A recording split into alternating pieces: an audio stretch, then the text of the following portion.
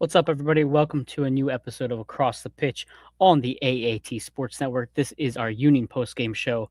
Today is March 1st, a Sunday, 2026. It's 6:51 p.m. over here on the East Coast. So, Dave, that's probably like midnight for you or so, give or take, right? Yeah, about 10 minutes away. Man, it's an early night for you. I guess late night, I guess whatever we want to look at it. But we have a lot to discuss today. The Philadelphia Union had their home opener tonight in Chester, Pennsylvania, and they fell to New York City 2-1. They have now lost two games to start their MLS campaign.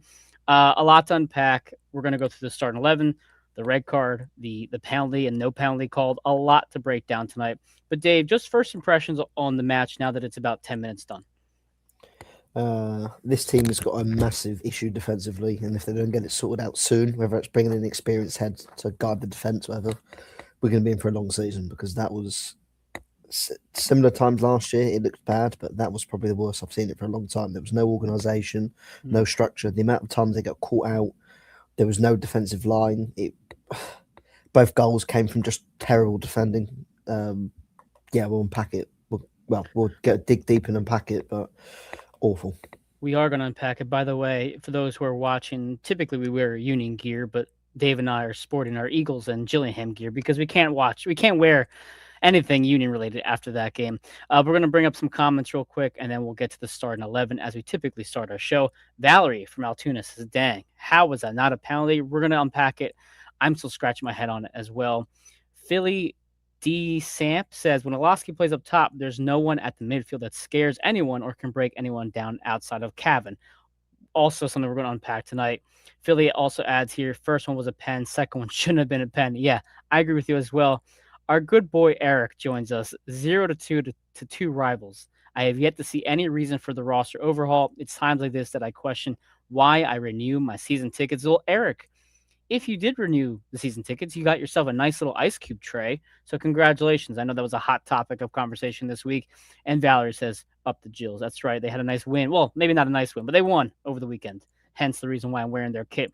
So let's look at the starting 11 tonight. We have Andre Blake in net. The back line was Nathan Harriel on the left, something we'll talk about in just a few moments. Frankie Westfield on the right, Makanya and Seri Larson as your center backs. You had, of course, Danley and Lukic coming off rib injury. Lukic back in the starting lineup. Love to see it. You had Anello and Indy Vasiliev as your attacking mids, and then you had Olaski and Damiani up top. On your bench, you had Andrew Rick, Martinez, Bedoya, Bender Bueno, Raffanello, Kevin Sullivan, Korzanowski, and Sal Olivas. Dave, starting 11 had a couple things that made me a bit annoyed. I'm going to say that, annoyed. I thought Westfield should have been on the left. I thought Nate should have been on the right. I agree with what I think Philly D. Samp said earlier. Milan Olaski should have been in your attacking mid role, and Anello should have been up top. What were your thoughts on the starting 11 when it came out? Promising. I think, obviously, we weren't too sure whether Westfield would play. Obviously, having pulled out the team last week, wasn't sure how severe I think it was his hamstring, wasn't it? Hamstring was. So, I mean, that was a positive sign. Seeing Anello win, obviously, again, there was doubts whether he, having come out of last week's game, that he had picked up a bit of a knock. So, it was a bit of. So, again, I was excited to see what Anello could do when, his first home start in the MLS. But yeah, I thought it was probably the best available team that you could have probably had out there, bar, Quinn Sullivan is injured. So, I mean, I was looking forward to seeing how this team operated. Well, Anello, obviously, due to the red card, but I was looking forward to seeing how the team operated with what was the best available to it. But, yeah. Yeah, a couple comments coming up. Cole says Makanya needs to control his emotions if he wants to move on to the next level. We're going to discuss Makanya and that really BS yellow card that he received to get him the red card. And Wolfie also joins us. Chris Penso is trash. To be fair, yeah, we're going to discuss Chris. And Joe, who was at the stadium today, says, gotta love pro refs. Now, listen, when I thought about last week's game at DC, we know Westfield was a late scratch. He put Sundstrom in that position. And what you and I both said after that postgame show was, well, maybe you should have put someone at left back that has played left back before. Of course, Frankie's not available. The next option after that is Nathan Harriel because Ben Bender was also unavailable for DC United. So not your best option, but you still had an option there that's been comfortable there. In this particular match, Westfield's ready. He can obviously play. I think he didn't play a full match. I think he played most of the match. For me, we know that he's played left back multiple times. I would rather see Frankie in the left back position because personally, I can trust his left foot more than Nathan's, and that's exactly what we saw today. I mean, in the first half alone, we're going to get through in more detail. The first half alone, and the commentator were mentioned this a few times. The Union just looked very narrow. They didn't look like they were getting wide enough and creating anything in that open space. And one reason why is because Nate just can't use his left foot, and we saw that at least 3 or 4 times today. As Yeah, Cole is here, the team is hurting without Quinn. Absolutely agree there. But Dave, let's just unpack the first 10 minutes or so. Um, the Union had their chances. They were turning the ball over in the midfield. I was like, okay, they're getting their opportunities. They just couldn't seem to connect anything in that final third. no. Let's not discuss the New York City goal yet. Let's discuss what led up to that. What were your thoughts on the Union's performance in that first 15 to 20 minutes? But I mean, again, you sort of said they were on top of the game. They had a lot of possession in and around the penalty area and just did everything but actually test Matt Freeze. I mean, Yes. did everything but test him. I think it's all good, having the possession and everything, do what you're doing, but if you're not going to test the goalkeeper or really have any meaningful chances, it counts for naught. And Hmm.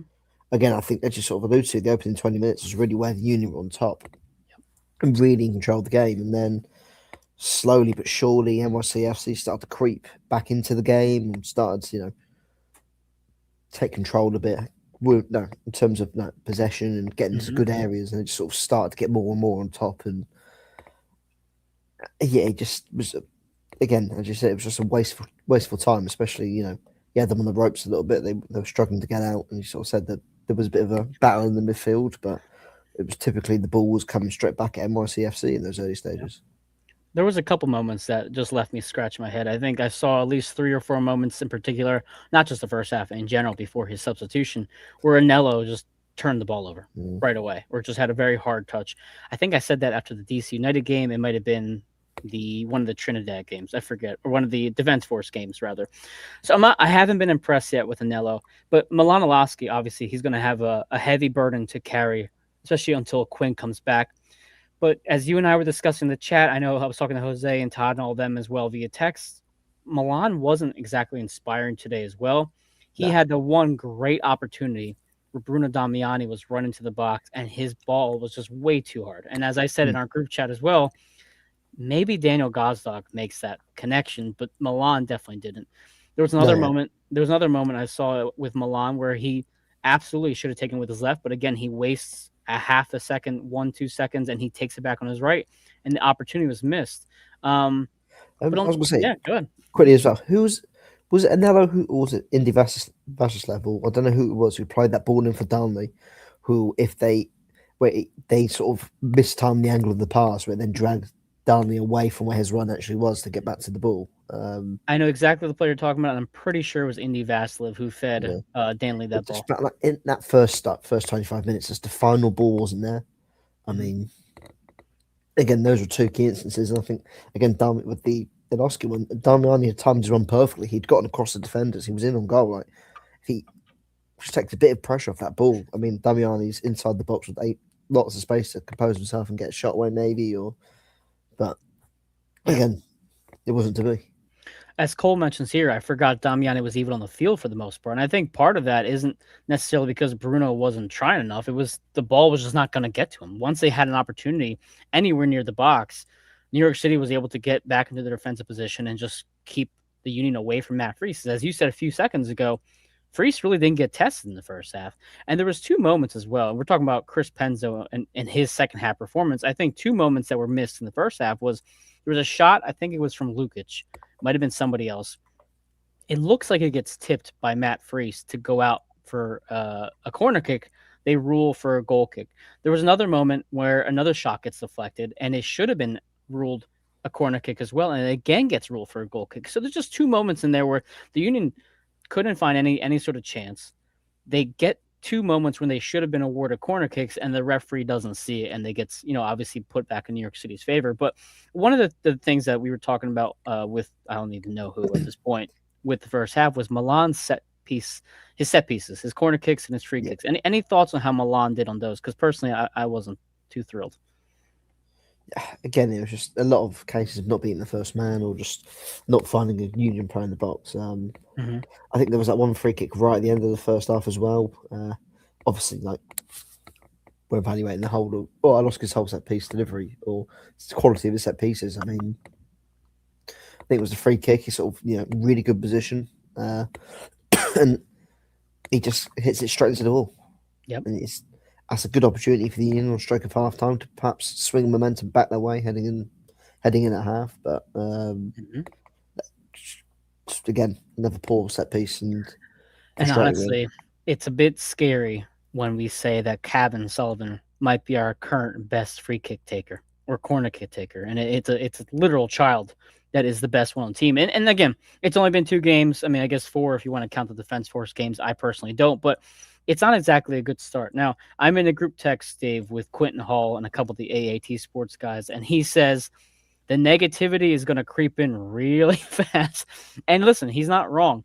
No, As Eric mentions here, again, the problem with overhauling the roster, the team maybe can beat teams from lesser leagues and Champions Cup, but they can't hang with MLS teams and will get annihilated by Club America. And that is a very present reality, is that Club America, the match against them at Super Park is only 9 days away. And if this is the team that you're putting out there, now granted Ezekiel Alado will be out there, maybe that's a bit promising. Maybe Ndinga is in the left back role, and maybe that yeah, gives you a bit more boost. But Dave, I mean, as you and I kind of joked in the last show, beating Club America is a big if, but right now it seems uh, more like a dream than a reality. I mean, 100%. I mean, look at again.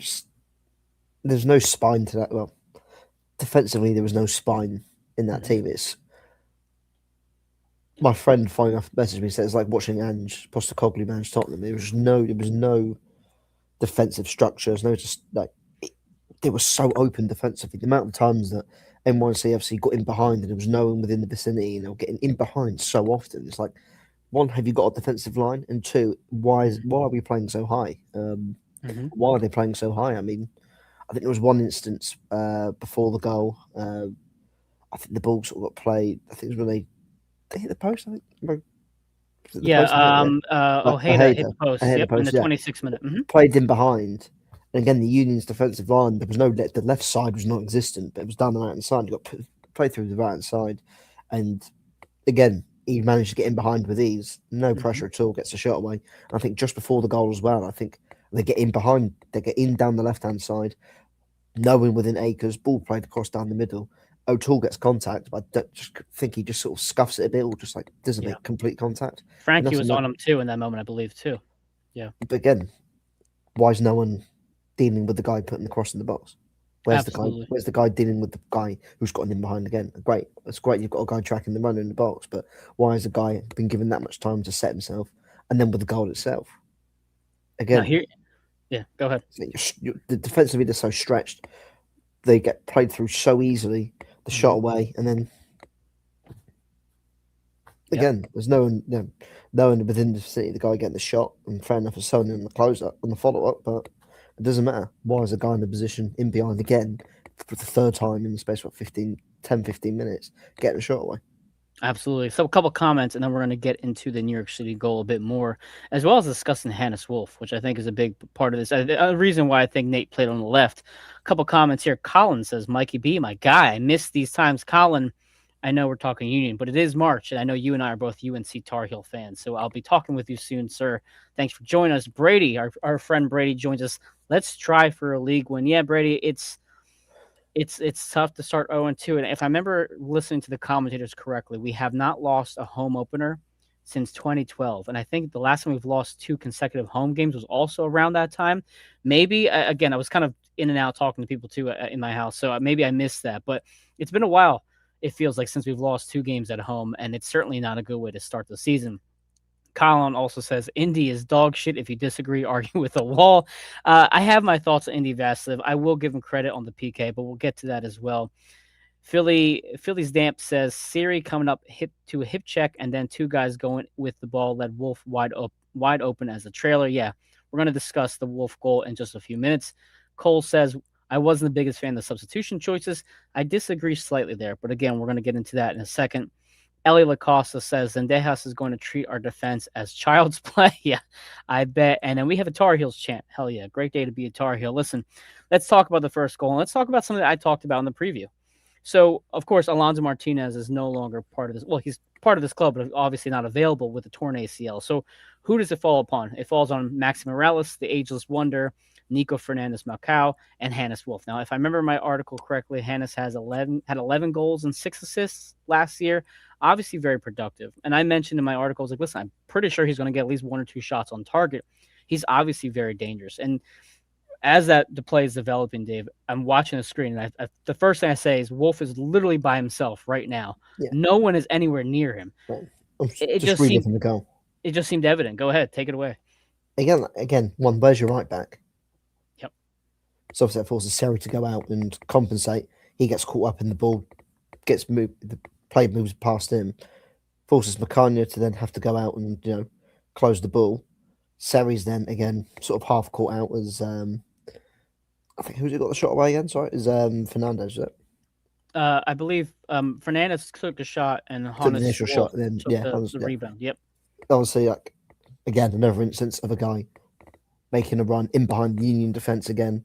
No one tracking him initially, and then there was no communication for either Nate Harriott or Seri to go. Well, but watch the guy there. They both ball watch. They both go to the exact same ball. Yep. Leaves Wolf on his own. Again, there's no defensive structure. There's no communication in the back line. Where's your right back? Where's your right back caught 30 yards upfield? Frankie was way up there. Yep. No one's covering him. No one's covering him behind. You're getting caught out. And then the most damning thing is you're watching. If you watch the guys on outside the box, people just stop. The ball gets. Andre Blake makes a save. As soon as he gets a shot away, everyone stops. Lukic, I think, is on the edge of the penalty area, just stops, watches the shot, and then just watches the ball go straight to. No one's following it in. No one's busting the gut to get back. Right. And it was the stuff I called out last year as well, defensively at times. People ball watching, and it's embarrassing. And I think, honestly, if I'm Club America, I'm looking at this Union game right now, and I'm licking my lips and rubbing my hands, thinking we could get this. This could be over and done with in the first leg. And let's call it what it is. It's going to be a home game for Club America at Chester. I don't care if it's 60-40 Club America. They're going to be louder than every single Union fan in that stadium. It's amateurish. It's amateurish defending. And I'm sorry as well. You lose. In the last 2 years, you've lost Jack Elliott and Jacob Glasnes, the two rocks of your defence in terms of experience and solidity. You can get away with losing one of them, but then you lose Glasnes as well, and you come into this year with a Makani who's got 1 year of playing experience, and Seri, who, no disrespect, I think has probably played 3 years. 3 senior years in his career as a central defender. You've got no experience in that back line. Okay, yes, you've got Andre Blake in there trying to dictate things, but you can't rely on a goalkeeper to organise the defence every single time. You've got no leader in that back line. There was no one organising, and it's clear that there's not an organising. It's watching the first 2 serious games of the season. And the thing is, and I'm going to get to a couple comments because they're really flooded in. Listen, the best shows are always the ones that have a lot of drama like this, or obviously a really big win. But I think an interesting part that we talked about over the offseason was the depth of this team. And I think you're really going to see what Bradley's going to do with this issue. Clearly, the team is not firing on all cylinders. Does Gagne Martinez leap over Seri Larson in the depth chart at this point, and just to give him a try, right? Just to see what he can do. I'm not entirely sure. Also, where does Ndingo fall in this? Does he get a left back role right away? Is he someone that gets subbed on? Again, I'm not entirely sure. Now, again, as I said a few minutes ago, I really wanted to see Frankie on the left personally. I just trust him doing something more creative down the line than Nate. However, a question that we've asked a few times already, who would you rather see in which position, Nate or Frankie? And we said, well, maybe it's opposition dependent, right? In my opinion, I'm thinking like maybe Nate's a better one-on-one defender. Maybe that's why he's on Wolf's side, because Wolf was stretching the field. So I could see the argument for it. But overall, it was just a really piss poor goal. Again, the minute I saw it go in, I'm like, I saw that coming a mile away, and I think everybody else here did too. Yeah, No, okay. A couple comments here. Brady says, also, 2 straight home losses to NYC. We cannot beat Matty Ice. Listen, Brady, not to mention, we lost twice to them last year. One on the road, one at home, obviously, in the playoffs. We lose to them again here. Now, again, something I mentioned in my match preview for AAT Sports, I said the rivalry between the Union and New York City is blossoming. It's certainly getting better and better. It's probably been that way since the COVID Eastern Conference Final. But the problem is when you have a rivalry, you kind of need to win some games too. And right now, the Union are having trouble once again beating New York City. A couple other comments here. Indy, for Colin says, Indy going to PK was Bradley's way of saying, here you go, son. You didn't do shit. So at least you can have a stat that means something. I was perplexed by Indy Vassily taking the kick. Well, again, we'll talk about that pretty soon. A couple of the comments trying to go down here. Indy to Carnell is Flock and Donovan are the curtain. Yeah, I mentioned actually the Bedoya analogy as well earlier. Valerie says, I had no confidence in Indy making that PK. I'm glad I was wrong. A couple comments again coming down. Colin says, Sons of Ben were quiet. Call them out. I did not hear them much once things got a bit testy in the first half after the goal, as well as parts of the second half. I've said this before on the show. I've said this on other shows. Other fan bases are louder, more rambunctious for the entire match. That's the reason why Club America is going to walk in there and be louder than whatever percentage Sons of Ben are there. Not even Sons of Ben, River End people in general. There's a lot of sections in River End who do not chant, and that's a whole conversation for another day. Eric says, I haven't had a back line like this since 2018. Again, great comments coming in. Cole says Nate looked dangerous when he switched to his right, so wouldn't mind seeing Frankie take the left side. Again, Cole, absolutely agree. So you get to the halftime whistle. I think we've discussed everything from the first half. I'm trying to think here, going through my notes really quick. Second half. Okay, perfect. So again, a couple bad touches from Anello. Thankfully, Bradley Carnell makes a substitution in the 59th minute. Ben Bender, your boy, for Frankie Westfield. Stas for Anello. But once Ben gets brought into left back, Nathan gets brought to the right back, which is his more natural position. Mlanalovsky gets put into the 10 position, and then Stas and Bruno are playing side by side. And suddenly, almost immediately, the Union looked much better. So what were your thoughts on the subs, for one, and how they looked post-substitution? I mean, again, I think the Ben Bender one was interesting. I wasn't sure.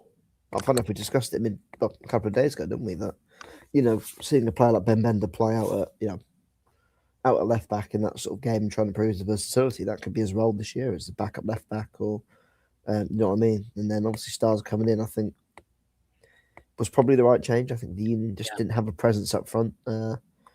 It's sort of, again, I think in terms of offensively, that he did change. I think especially Stars sort of changed the game a bit in terms of, causing a bit of a nuisance and, actually pinning NYCFC back again and, drawing defenders away to try and deal with him, which then gave space to other players. But yeah, I thought he really did change the game. I mean, fair play came in and he did look dangerous. He did look dangerous, and we're going to talk about the goal that leads to the game winner in a few moments because that was really off his man. So we're going to talk about Ben Bender in a little bit. But as, again, the commentators mentioned, and they saw almost immediately, and I agree with this as well, the Union looked wider once Nathan was in his natural position and once Ben came in. And you saw much more of a dynamic and a connection between Mlanalovsky and Ben Bender. I mean, I know that he's not had the best career so far. I wouldn't say he's a bust necessarily, considering he was the first pick in the draft, but he's obviously a talented player. And as Val says, he wasn't bad. Was he great? No, but I do like the fact that he at least brought some width. I thought he had a couple good. He had one good cross, I believe, if I remember correctly. He was more dynamic than what we saw from Nate on the left-hand side. But now let's get to the big topic of conversation, because this was just after the substitution. The foul on Jovan Lukic in the box. I want to hear you break this down a little bit, and I'll share you my thoughts as well. It's a weird one. I think I said to you in the chat that it's one of those where it's a weird one. It's one of those where anywhere else in the pitch is a foul. It's one of those ones where it's in the penalty area, probably 8 times out of 10, 3/4 of the time they never give it. Again, on second look, I thought probably would have been a penalty. I thought they might give the penalty, but I just thought inside the box you never see those sort of ones given. So it didn't shock me it wasn't given. But yeah, again, it was one. It's the harsh reality of football sometimes where, those are sort of instances, and you see it from corners as well. People are bear hugging each other and tugging each other's shirts. Where, all the time. If it was a free kick, you know, if someone was sending a free kick forward, goalkeeper was kicking a free kick forward or goal kick forward, and that Mhm. happens, it's a free kick. Whereas it's in the box, it's not never, rarely ever given. I think one Mhm. of those unfortunate instances probably should have been a penalty. But I mean, I think the frustrating thing is we'll get to it is obviously how long it took VAR. Okay. So thoughts here. We discussed the no call. Was it on Bueno last time when they didn't call a penalty? I can't And then remember right yeah, now. the Was one it Bueno? last Yeah. And we discussed the consistency of the league and how if you're going to have calls go a certain way, then it needs to just be consistent across the board. And that has been a problem in the past. It's been a problem in multiple sports. It's not just soccer. It's across multiple sports. But it does not feel like anybody ever has an idea of what exactly is a foul in the box, and that's frustrating. The second thing is, I again, clear and convincing is the threshold, right? If it's clear and convincing, they can call it a foul or not a foul, whatever. If you have to review something for 3 minutes, and I more think than maybe that. that it might have been even shorter, maybe it just felt like it was a long time, then that's not clear and convincing. And the problem was, I don't know if you could see it, Dave, but on the screen, so he's on the VAR monitor, and it kept going black, and he kept having to hit it, and then rewatching and hit it, and I'm like, brother, I don't know what else you're trying to look for at this point. Yeah, But I mean, it's not like Lukic was offside for one, right? He was clearly onside, so that's out of the equation. Even if Nate was offside, it's irrelevant because the foul came before that moment. So I'm like, I'm not sure what you're looking at for such a long period of time. He clearly gets hit in the back of the leg. That's obvious. The ball is clearly not getting hit by I can't remember who the player was now who hit him.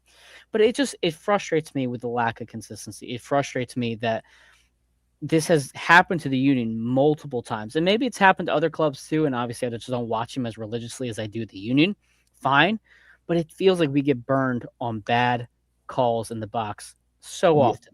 Last week, this week, Quinn Sullivan against Nashville. I'm sure Joe Oblick, who has a better memory than me with this stuff, can tell you another 3 or 4 moments in the past 2 or 3 years that it's happened. It's just absolutely frustrating. And when the commentators say that's clearly a foul, then I want to hear the explanation of why that's Right, not a it's not a foul. foul. Yeah, especially when they now have to announce it to a stage of what the decision is. Um, but then I wholeheartedly think that the actual penalty was given, which we'll probably move to in a sec, We was a are. make-up call for that not being given. It was absolutely that. Let's put some comments up, and we're going to discuss that as well. Um, I lost my place. Oh, here we go. Eric says New York City has replaced New York Red Bulls in hate, and oh boy, do I hate them. Eric, I'm there with you as well. We've handled New York Red Bulls so much lately. I feel like I just don't like New York City much more. Let's see other ones here.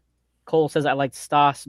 Bender was Vassiv needs out sooner. Cavan needed in sooner. Yeah, I thought Cavan should have been in probably the 70 some minute. I don't think Cavan and Sal Olivas even came on until the 82nd or 83rd minute, which I thought was late. So I agree with you there. I thought Cavan should have seen time sooner. Um, Other comments, real quick.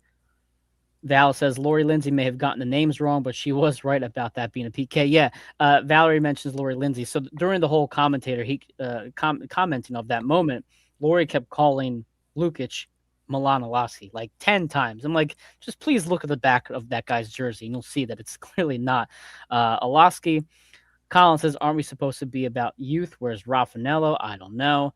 Other comments here. Eric says, calls in the box has been for years. Remember when they tried to take away the game winning goal against New York City in 2022? I don't remember that right now, but you'll have to remind me later, Eric, maybe a video. So let's keep talking about this. So you get through that no call. You're still down 1-0. The Union are threatening now for a good portion of this time. Um, and then you have a moment where Stas, using the size and frame that he does, shields off. I'm going to try to find his name real quick. Thiago Martins in the box. And he gets brought down. Take it away, Dave. Your thoughts on that being called an immediate penalty with no hesitation. It was baffling. I mean,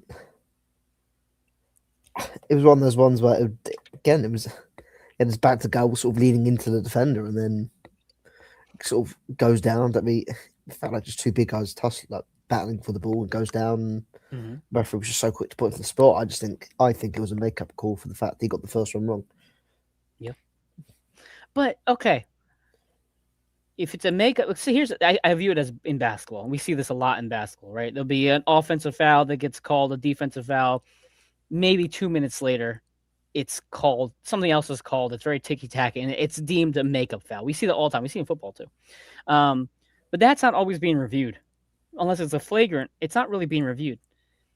So for you to review something for that long, still get it wrong, realize you got it wrong, and then and then call that a penalty is just mind blowing. But also, not to mention, Dave, they didn't even go to VAR for that.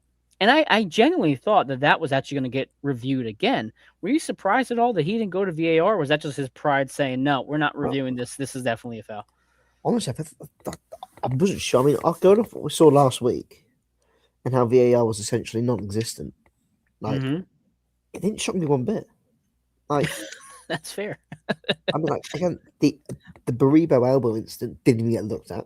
Wasn't Yeah. even a second look. And then obviously the clear, I think it was on Bueno, wasn't it? The foul on Bueno, Mm-hmm. Bueno being like tripped up in the box, his progression with the ball didn't get looked at. You think it doesn't shock me one bit. It just feels like VAR, the usage of VAR has gone a bit backwards this year in terms of how reliant they're upon it. Yeah. No, again, it comes down to the consistency for me. And again, do we see an apology in a couple days for it? I'm not sure. No. So we get the penalty kick. Now, there was a moment against Defense Force where Alejandro Bedoya gets taken out of the game and he takes off his captain armband. Now, in net was Andrew Rick, so it wouldn't have been Andre Blake wearing the band in that moment. Bedoya comes out and he has the band in his hand. He's kind of looking around like, who the hell takes this? Like, it's a bunch of teenagers out here, ends up giving it to Bueno. This was a similar moment to that in the sense that you see Stas go down in the box. Milan Alosky's already been subbed out. Bruno Damiani's already been subbed out. I didn't know who was going to take the PK. I thought Stas might take it. Indiana Vasilov ends up getting the call to take the PK. In theory, he's probably the oldest person on the pitch at that time. Any thoughts on Indiana taking it? Uh, I mean, to be fair, I think at the time you're sort of looking at who's on the pitch to really take it, and I think Damiani had gone off had gone off like minutes beforehand. I think that's Yep. been the only other player I looked at thinking they might take it. So I mean, in terms of offensive or attacking players, I think Indy was probably the most senior of the lot, so it probably didn't surprise me. Yeah, I'm looking at the lineup real quick to show you who was in the game at that time. It should have been Blake, Nathan, Larson, McCanya, Bender, Yeah, Danley, Lukic, Indy, Carmen. Indy, Cavan, Sal Olivas, and Stas. So Yeah, really, the next like senior player, I guess, would have been Larson, Terry Larson. Bender's obviously a little bit younger than yeah. Indiana Vassal. So it's just again, it's one of those moments where you're like, man, we really have a very young team, Well, and yeah. Go ahead. I think I will say that. I mean, going off how that second half had gone, and just by the first thought was as soon as he stepped up, he was going to miss of it saved. I didn't have any confidence in him scoring. Nobody in this comment section or watching the game had confidence in Indiana taking that PK, except for Yeah, maybe Bradley Carnell, because that's his boy. As Colin says, I would have given it to Cavan, get the crowd into it.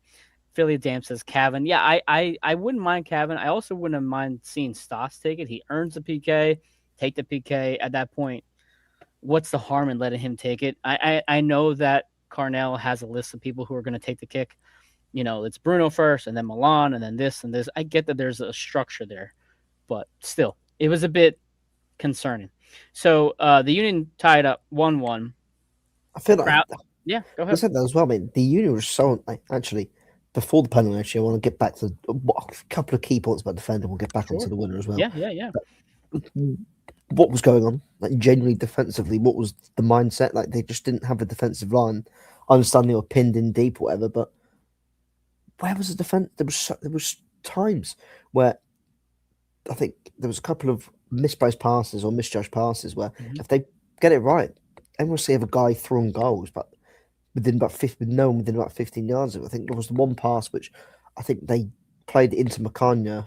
They couldn't get it around Macania essentially, Yeah. where I'm not too sure who the forward was, but he was on the halfway line inside the NYCFC half Hmm. just before the halfway line with about 15 yards of room around him with no one within his vicinity. And Yep. I'm sat there thinking, where is the defence? And then before that as well, the corner. There was Mm. literally nobody on halfway defending. Union all the Union players within 35 yards of the box. One misplaced pass, and it's a one-on-one situation from 60 yards out. And look, thank goodness for Andre Blake making such a massive save. But again, how are you? How is there no structure defensively, or how is there nothing? Have you got nothing there defensively to ensure that that doesn't happen? Well, it's interesting you mentioned that. I actually also, it's shame on us that it's been 35 minutes and we haven't talked about Andre Blake enough. So we'll talk about him in a second before we get to the red card. But the moment against DC United when Ty Brebo scores a goal, Indiana Vasilev's ball, very poor cross into the box, gets sent out for a counterattack. And it just, Ty and I think Pirani just basically one-on-one with Makanya. To your Mm. point, the defense was really lacking there. In this moment as well, I'm pretty sure it was Sari Larson's turnover that leads to the Reed breakaway. And that's, again, let's talk about Andre Blake. Fantastic saves across the board. In that moment, Sari gets the turnover. It's one-on-one Reed and Blake, and it's Reed going for like 30 yards. I mean, he had a very long breakaway, and Andre Blake does Andre Blake things. Talk about the keeper tonight, because I really think this game is probably 3-0, 3-1 if Andre's not in the Yeah, net. I mean, yeah, he definitely made some good saves, especially with the one-on-one. Like, come off his line quick, made himself big, closed down the angle, and blocked the shot. And that's exactly what. Well, it's. I mean, it's probably underselling Andre Blake in that moment. But it's what we sort of we've come to expect from Andre Blake. But again, Mhm. how has that been allowed to happen? Or how?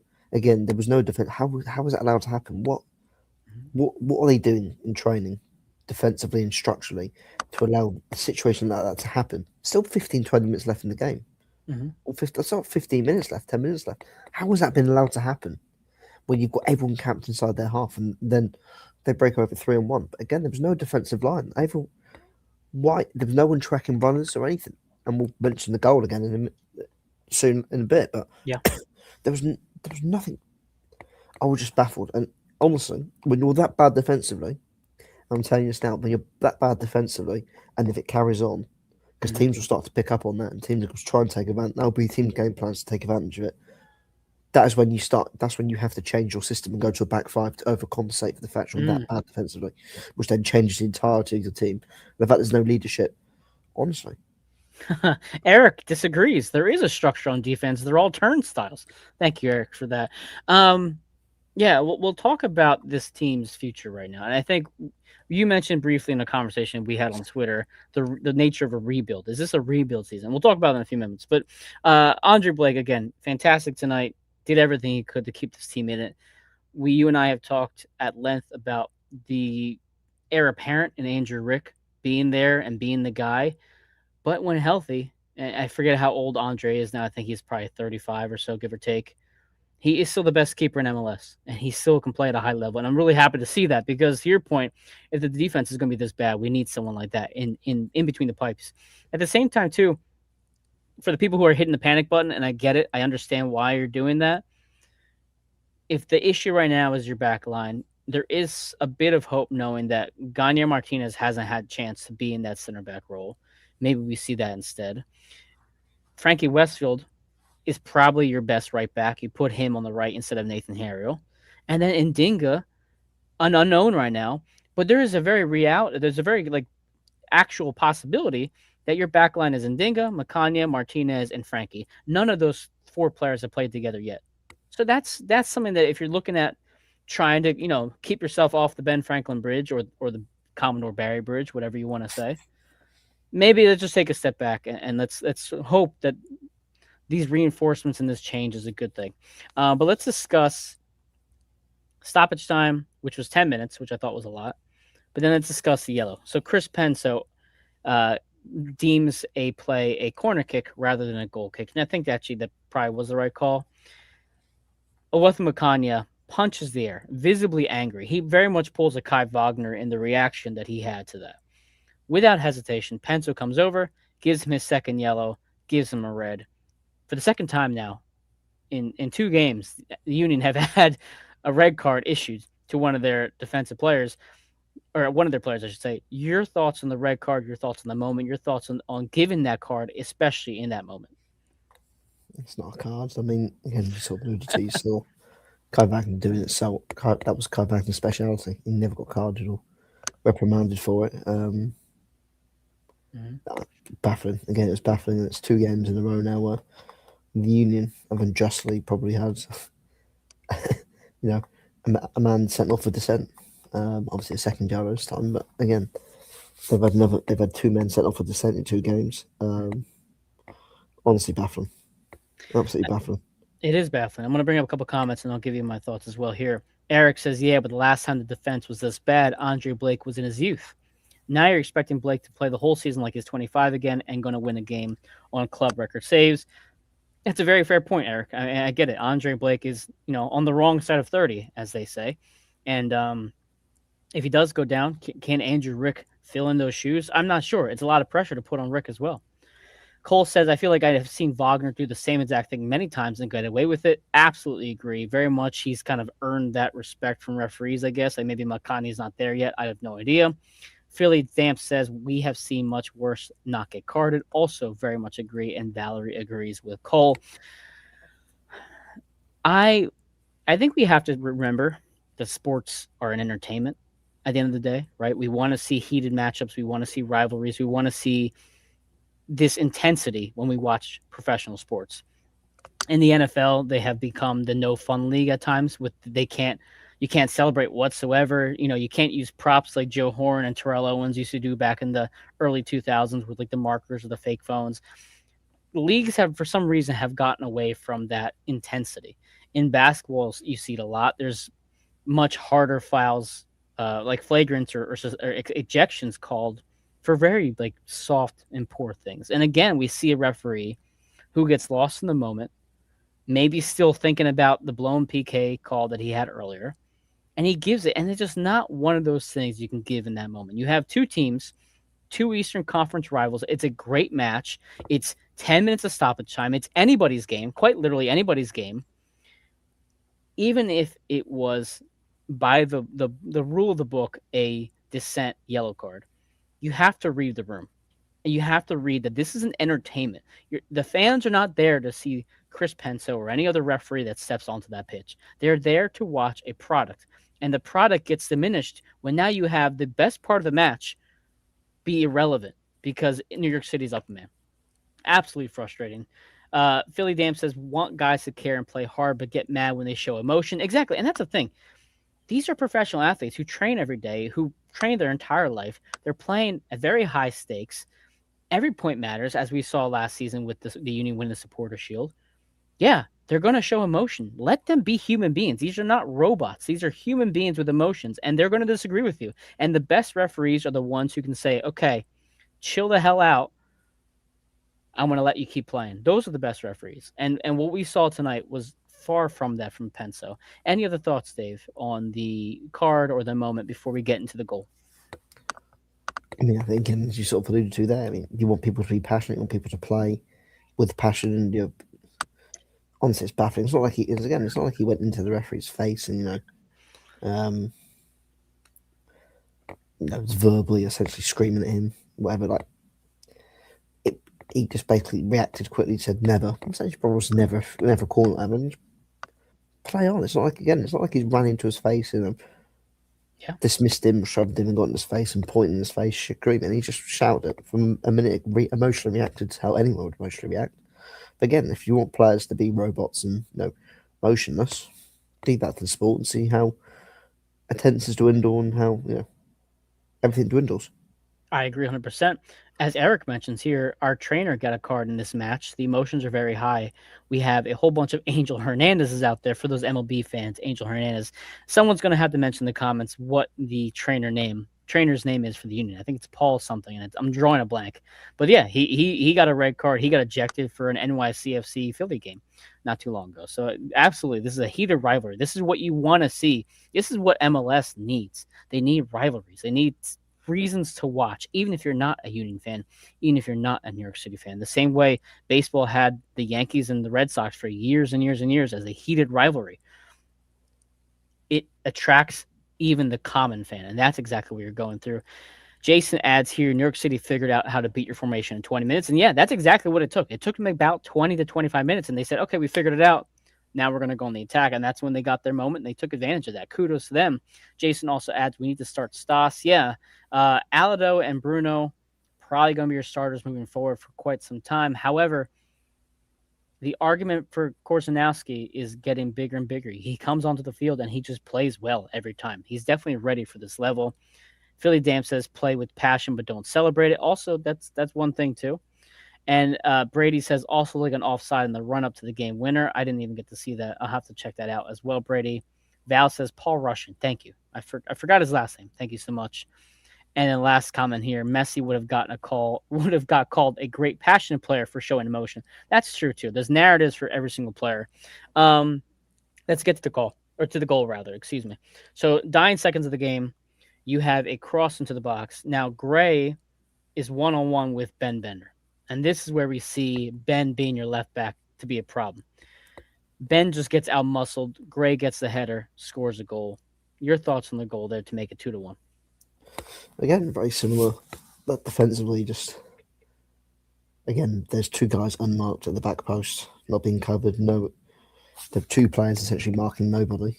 Ball Yep. comes in, evades everybody initially, but again, there's two players on the deep on the opposite side of the box, with no one within the vicinity of them. They have enough time to take the ball outside the box, recycle it, allow everyone to readjust, get another cross into the box, and then Gray essentially runs in.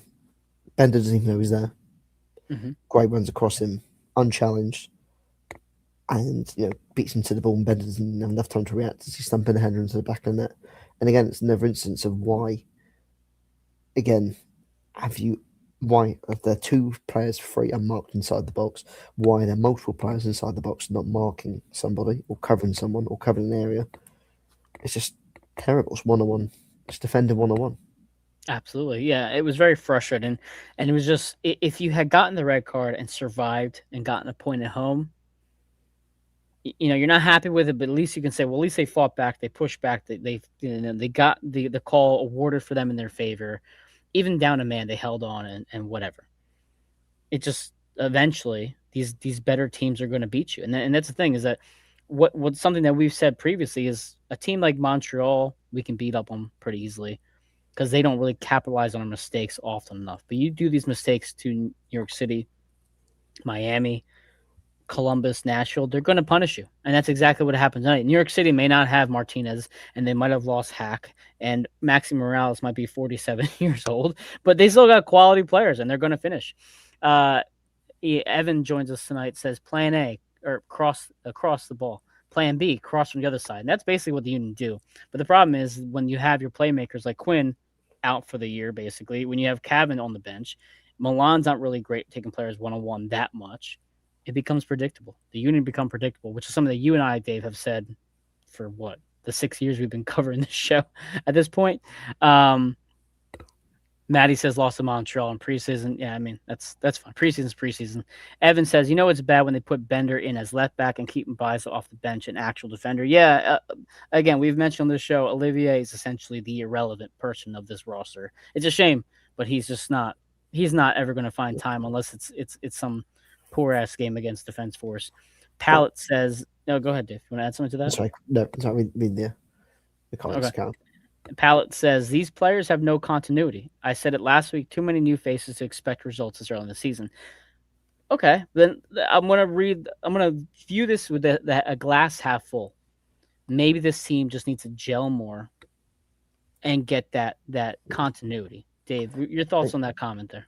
Fair enough, I was thinking of that. And I think this is why I alluded to earlier. This is going to be a rebuild year, which is where last year, especially Bradley Carnell last year won the Supporter Shield, and with Jim Curtin's team, this is his first year of trying to reshape the team in his image, or trying to reshape the team within his image. And you look at a lot of the players that they brought in the summer, in the off season, and this is where I want to lead into how poor the recruitment has been essentially as well. You signed a lot of players that haven't got experience of playing at the level of at the MLS level. Sure. I mean, Anello has probably had one full season or one half decent season in his career. I think Garner Martinez, again, a younger player. I alluded to Sarri's played 3 years in the Norwegian first year. I believe, one very half decent season for Anello in Sweden. Yeah. They're signing a lot of players. Again, Aldo's 20 years old, inexperienced. Again, it's a big step up for him to go from, Mhm. playing one season in Sweden. Yeah. Him, Seri, Gardner Martinez, again, a young player. Anello, who's only played, one season in Uruguay, really, being realistic at the top, Yeah. at a decent level. Boston River. Yep. Exactly. I mean, you look at, again, the rest of the recruitment, you got rid of an experienced defender and haven't replaced that experience or a player that's played at that level.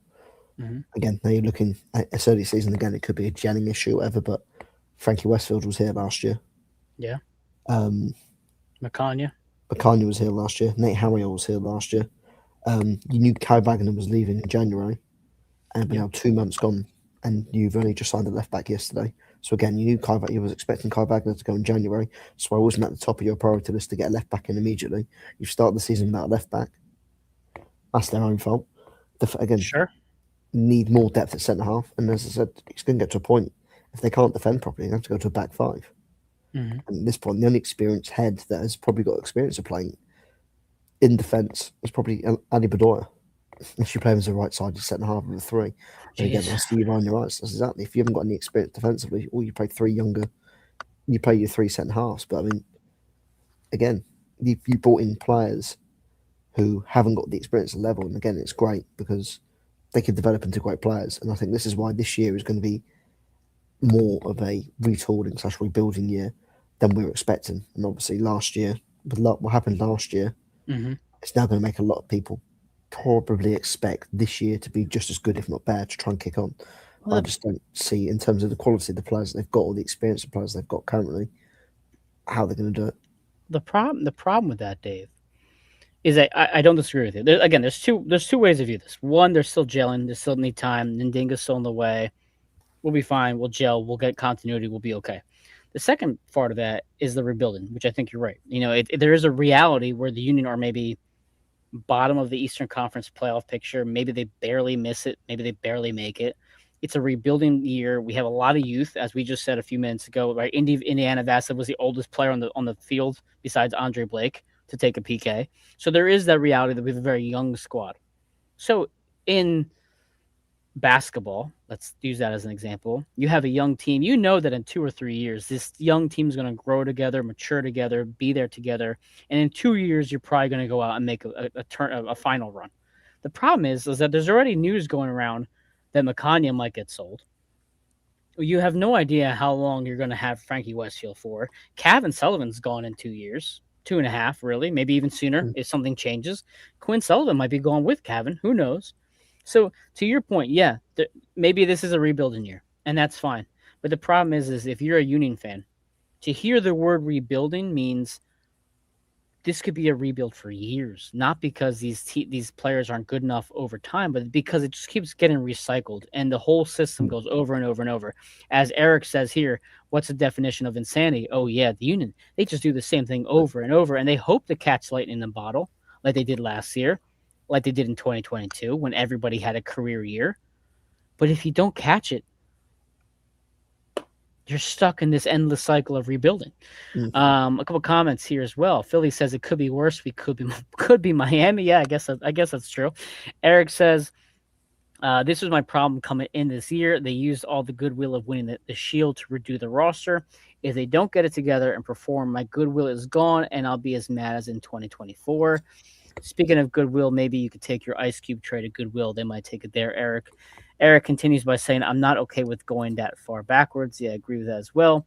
Evan says, Carnell did well his first year in Seattle as well. Yeah, very true. Then it fell apart. St. It's Louis, early, but does history repeat itself? yeah.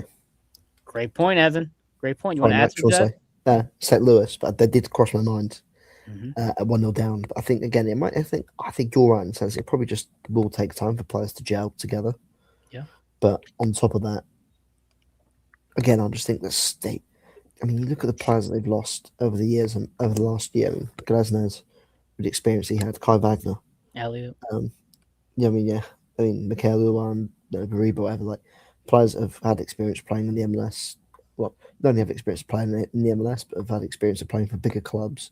Yeah. In Denmark, and Kai's been here for years. Glasner's been here for years, and you've replaced them with players who lack little experience themselves or haven't exactly played many solid seasons at the level they at half decent level they were at, and you're now putting them into this team and essentially expecting them to compete as they were last year.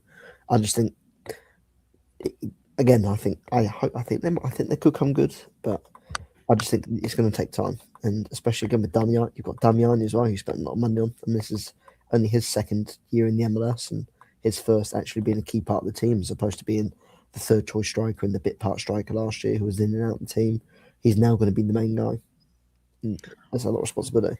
Does it feel like Bruno does not get the same amount of slack that Michael Uwa got? Uh, hmm, And I say that because again, it's only match day 2. I'm not trying to jump to conclusions, but there is going to be a point in the next 3 or 4 months that if Bruno Damiani come, I don't know, what is it right now, March 1st, come yeah, May, if Bruno doesn't have 3 or 4 goals by May, there's going to be legitimate conversations going around fans like, is this guy even worth the money? I'm just saying. It feels like Ua got slack right away, where he yeah. does not seem to get that. I think again that's where it comes. I think that's again when that's a different conversation. That's another conversation. As you sort of said, the goals start coming.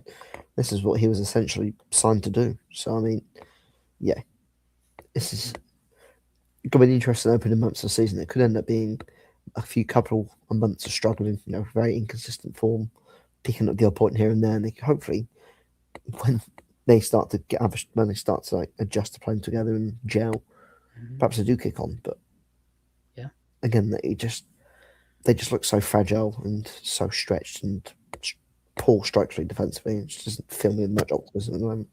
absolutely. Let's finish up with some comments and then just a quick note about these next couple games ahead. Valerie says, "Now, Miguel, you're dimming my hopes. I'm sorry. I didn't mean to, but we're just being honest here on across the pitch." Evan says, "I hope you're right about needing time to gel." God, Evan, so am I, because otherwise it's going to be a long season.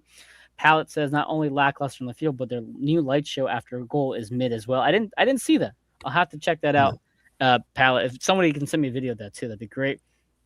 Evan says, "I think Ua came from a higher caliber team playing Champions League, scoring goals. That's fair." As Evan says, it was expected. And I think the playing style is different between them too. Also agree. Evan, that's a good point. I think the expectations were higher for Ua.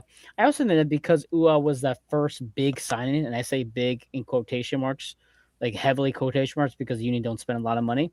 I think Ua being that first big signing too added extra pressure than what Bruno has, because Bruno is walking into an organization that's won a supporter shield, that's made an MLS Cup, final already. So maybe that's part of it too. Um, but looking ahead, the Union play again on March 7th. They play, was it at home or they play at home against San Jose? San Jose, they are 2-0 right now on the season. They have beaten Kansas City. They beat them 3-0, and they beat Atlanta 2-0. So they have not yet allowed a goal this season in 2 matches. So yeah, interesting matchup against San Jose. That is Saturday, March 7th at 7:30 p.m. We will be covering that game as well. The big one, though, obviously, is the Club America match on Tuesday, March 10th at yeah. 7 p.m. That is the I first mean, leg. They play their second leg on the 18th the following week. Go ahead, there's, Dave. I mean, obviously we're in the early stages of the season, so it might, mean nothing. But does losing, no, does losing this game today change the approach to how they take on next week? Because if they've Mm, already lost their first 2 league games, you've got another home game next week. Three successive. You've rest key players for Club America. 3 successive losses in the league doesn't inspire much confidence. And I mean, again, I think there were boos at the end of today's games now. So I mean, do perhaps they do, and they just that doubt or worry start to creep in until, and that they might interesting. end up having to Mhm. now go with play a stronger team next week to avoid 3 successive defeats. That is very interesting because I had not thought about that. How do they? Because at least when you played defense force on Thursday night, I mean, you had Giovanni Sequeira playing your left back position. You Yeah, had rotation. Um, I had not thought about that because here's the upcoming schedule, and I think we'll end on this note. They play San Jose on Saturday, as we've mentioned. They play Club America on Tuesday. They play Atlanta in Atlanta, which is always a difficult place to play, on March 14th. and then they play Club America on Wednesday the 18th. If you're going to rotate any oh god, take the home and away thing out of it, okay? If you're going to lose a game, you'd rather lose a game to San Jose than to Atlanta because San Jose is in the Western Conference, Atlanta's in the Eastern Conference. However, if you manage to beat Club America or draw Club America at home on Tuesday, there is absolutely no way you're playing a full roster on Saturday the 14th because then you have to travel to Mexico and play Club America on Wednesday, and Mm. that's where your priority is going to be. So in theory, you could maybe win or draw or lose the home opener, the second home game rather against San Jose, and then out of necessity lose again in Atlanta. So there's a very real chance that Union are 1-3, 0-1 and on was it 0-1-3, or even 0-0-4 by the Chicago game on the 21st, and that's pretty brutal. Mm. Again, you're starting into a bit of a tough stretch now, as you sort of alluded to. I mean, again, San Jose could be just pretenders and not that great, also that sort of a team. But I mean, again, you're going to it's a 4 game stretch now where again Atlanta on the road, a place that Union don't always have the best results in. No, Um, no, they then don't. again, Club America again, who are another level above the Union. So I mean, after that, I mean, you play what Chicago, Charlotte, Montreal. Mhm. You look at that, and it sort of the schedule eases up a bit. I want to say.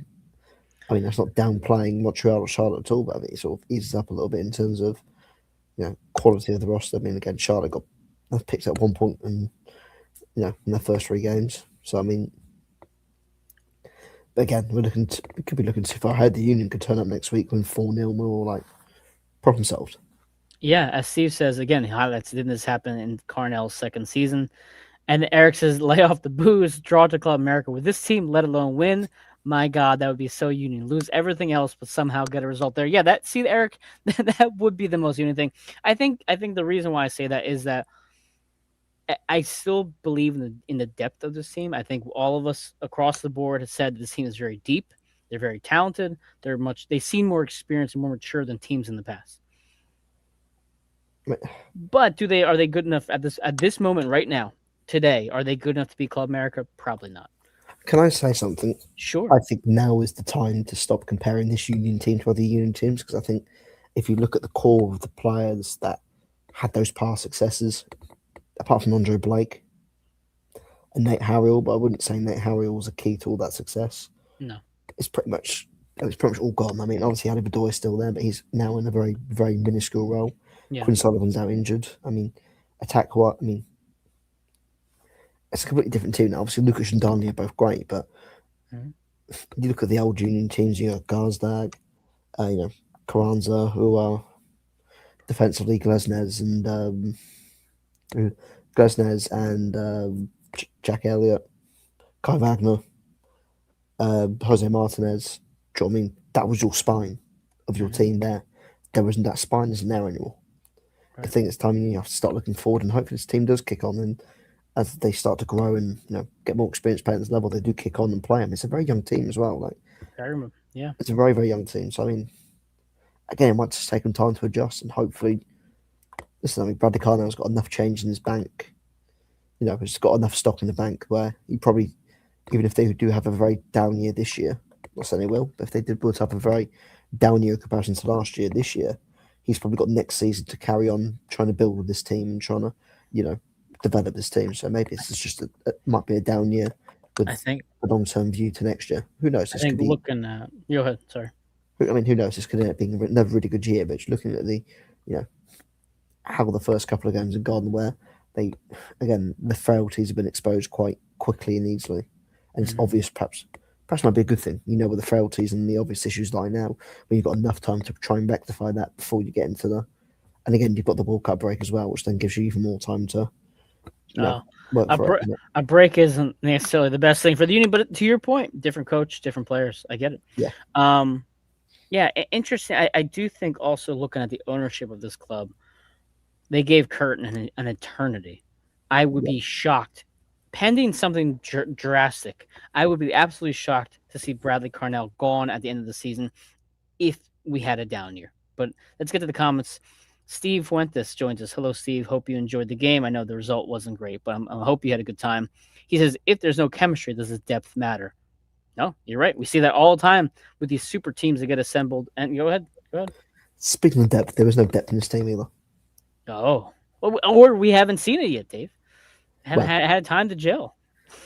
to sound horrible, but Sad Olivas, who wasn't even getting anywhere near the first team last year and didn't even start on Tuesday Yeah, or Thursday, wherever it was, is coming on as your relief, as your other striker yeah. off And a the bench. 16-year-old. And 16-year-old, that's another thing that perhaps they haven't. Yeah, that's sound harsh. It's horrible. I mean, Sad Olivas could come good and he might end up scoring 10 goals this year. It'd be amazing if he does. But again, that's another young player who, Mm-hmm. again, lacks experience and hasn't done it. But now who's just really only broken through into like, the men's game, the top level, like the men's level game. Who Yep. again you're relying on. He's 19 years old. He's a kid. Yeah. Who yeah, Absolutely. Evan says, "How many wins do we have against goalies that used to be on our team in the past?" I'd say the most successful we've been against any keeper that used to play for us was probably Carlos Coronel, who played for the Red Bulls. He's now, I think, in Brazil, no longer with the New York Red Bulls. That's the first one that came to mind. Who have we been most successful against? It's certainly not Freese, I'll tell you that much. Eric says here, but it is comparable to 2019, new team, youth, etc. The question is, can they come together like 2019 did? That season, the team played above their head. They had youthful ignorance, which is a great point there, Eric. Eric says, I want a Curtin gone in 2018 after 4 years, and they kept him for another 6 years after that. I think a lot of people, especially, want a Curtin gone after in 2023. That was a very hostile year for the fans. And Steve says, at least they have some cool kits to wear. Yeah, and that's at least they have that. yeah, But again, it's such a big conversation. There's so many what ifs. There's so many possibilities we can go down. yeah. As of right now, the Union do not look great. Maybe they turn it around. To your point, Dave, Bradley has earned our respect for now. He has earned our trust for now. He is not the same coach he was in St. Louis. He's not the same players he had in St. Louis. We kind of have to just say, let's just see how the season goes. But this is Across the Pitch on AAT Sports Network. We covered the Philadelphia Union and other sports as well. We do a post-game show after every single match to the best of our ability. We also write match previews. We tweet a lot all the time about different things. So please follow us. That's Dave at Dave GFC Miller. I'm Mike Barrera, M Barrera 1323 on Twitter. Dave, any final thoughts, sir, before we finish tonight? Um, again, frustrating night. I mean, again, they had plenty of chances, and I think I did message you. Funny enough, before about 20 minutes on the penalty, but they were really on top and they were peppering the goal. I thought they get one, they get two, and unfortunately, they score the goal and get a man sent off almost immediately. 2 minutes later, I think. Yeah. Yeah, that's unfortunate. But it's just no, defensively, like you're not going to have much hope this year if you're that fragile and that weak defensively, especially at home, where you're being carved open that easily and giving away that many massive chances. That's my biggest worry. The goals will come. I feel the goals will come. Yeah. Well, let's hope so. So I'm sorry, but just defensively, like playing like that is you're giving every single team a chance, not only just on the road, but when they come to, you know, when they come to Subaru Park, they've got like a massive chance. They're gonna have every chance, and that's what concerns me. Especially if you look at the recent years. Yep. I mean, it's been a fortress. Teams have struggled to win there, and if you're looking that fragile and that easy to break down at home, big trouble.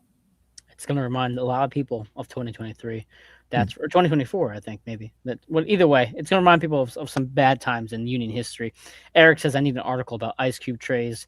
I would love to do that, Eric, of course. And Valerie says, Dupe, yes, like and subscribe. Please, like and subscribe. My final thought is, listen, it's only game 2. Not going to jump to the conclusions. We've had a lot of bad stretches as Union fans. We've gone through the ups and downs, certainly much more downs. So I'm trying to be optimistic, trying to give Carnell some credit. I do like him a lot. I do like the players a lot as well. That's my final thought. Let's try to stay even-headed for now. Like even keel, I think is the expression. Try to stay level-headed. And otherwise, everybody have a great Sunday night. We'll be back next Saturday for another episode. Doop.